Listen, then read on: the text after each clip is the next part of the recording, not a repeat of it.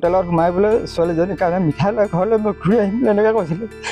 তাৰপিছত ৰাতিপুৱা একেলগতে ভাত পানী বনাই মেলি খাই বৈ মোক টিফিনো ভৰাই দিছে। তাৰপিছত মই কামলৈ গুচি গ'লোঁ। মোৰ পিছতে সি কাজিৰখোৱালৈ ওলাই গৈছিলে হস্পিটেললৈ যাওঁ বুলি।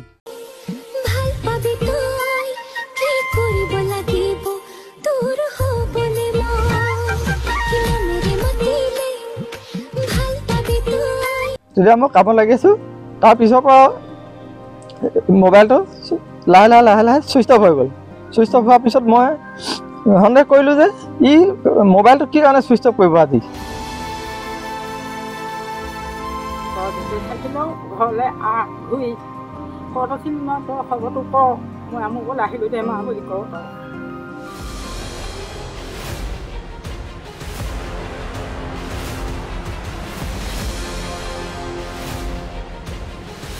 তাই যোৱা 3 তাৰিখ কাজিৰখোৱা হস্পিটেল যাম বুলি কয় ঘৰৰ পৰা 9:30 বজাত ওলাই গৈছিলে।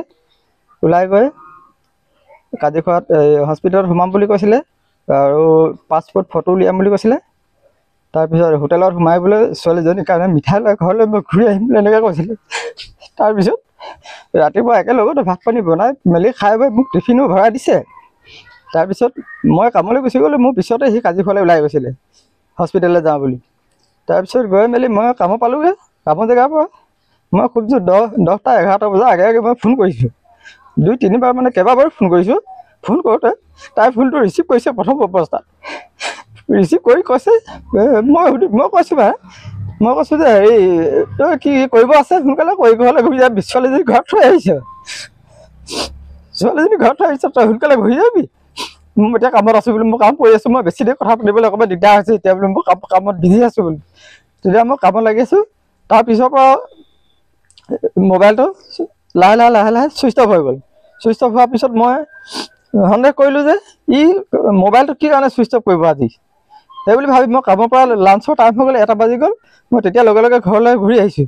আহি মই ঘৰত কৈছোঁ যে এনেকুৱা কথা কি হ'ল কি নহ'ল। তাৰপিছত আকৌ কাজিৰখোৱাত গৈছোঁ। কাজিৰখোৱাত গৈ হোটেলত সোমাম বুলি কৈছিলে। তাত সুধিছোঁ হোটেলকেইখনত সুধিছোঁ। তাত কৈছে ইয়ালৈ অহা নাই বোলে। তাৰপিছত আকৌ য'ত ফটো উলিয়াম বুলি কৈছিলে তাত সুধিছোঁ, তাতো কৈছে মই ইয়ালৈ অহা নাই বোলে।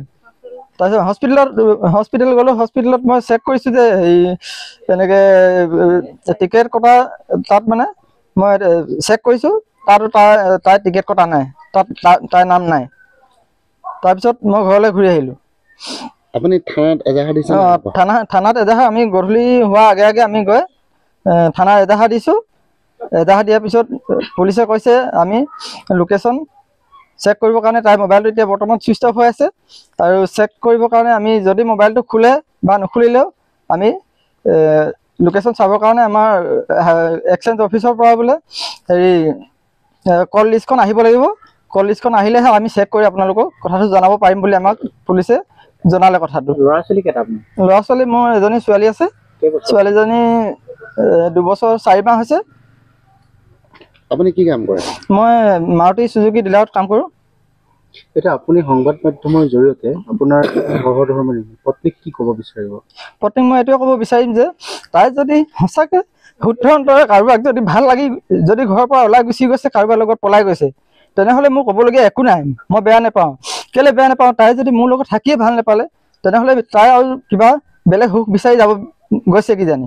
সেইটো কাৰণে তাই গৈছে মই সেনেকৈ মই একো বেয়া নাপাওঁ। কিন্তু মোক সম্পূৰ্ণ কথাটো জনাব লাগে যে কি ক'ত গৈছে, কি হৈছে, ক'ত আছে।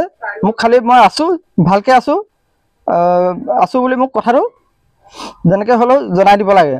মই সেইটোৱে বিচাৰিছোঁ। আপুনি কাৰোবাৰ ওপৰত কিবা সন্দেহ আছে নেকি? মই তেনেকৈ কাৰোৰ ওপৰত সন্দেহ মোৰ নাই তেনেকৈ। আৰু মই তেনেকৈ আজিলৈকে মই কোনো কাৰোবাৰ লগত কথা পাতি থকা দেখা নাই, মেছেজ কৰি থকা দেখা নাই। সেইটো কাৰণে মই সন্দেহ কৰিব কাৰোৰ ওপৰত পৰা নাই। সেইটো কাৰণে মই প্ৰশাসনৰ ওচৰত গৈ ইমানখিনি কৰিবলগীয়া হৈছে। আপোনাৰ পত্নীয়ে অন্যান্য এনেকুৱা মোবাইলত বিভিন্ন ধৰণৰ হেৰি বনায় নেকি? কেতিয়াবা দেখি পাওঁ আমাৰ গাঁৱৰে আমাৰ ভাগিন আছে, কোনোবা সিহঁতি কয় বোলে মামীয়ে ৰীল বনাইছে ছাৰ, ধুনীয়া লাগিছে দেখিবলৈ বোলে। ৰীল বনাই কেতিয়াবা নবনোৱা নহয়, 1-2টা মই দেখি পাইছোঁ। তাৰপিছত তেনেকৈ মই বেলেগৰ লগত কথা পতা মেছেজ কৰা মই আজিলৈকে কোনো মুহূৰ্ত পোৱা নাই।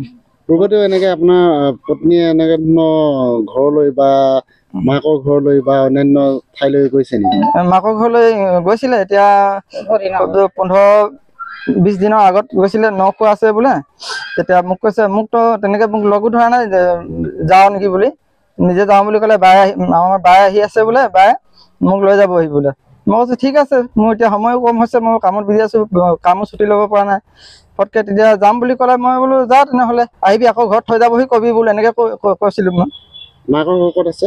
মাকৰ ঘৰ পেঙেৰি, পপুলা জান বুলি কয়। আপুনি তাক খবৰ লৈছে নাই? তাত ইহঁতৰ দেউতাকহঁতৰ লগত, দেউতাক ককায়েক ইহঁতৰ লগত বায়েক, ইহঁতৰ লগত মই কথা সুধি আছোঁ মানে, ক'ৰবাত কিবা গম পাইছে নেকি বুলি। কি কৈছে এতিয়া?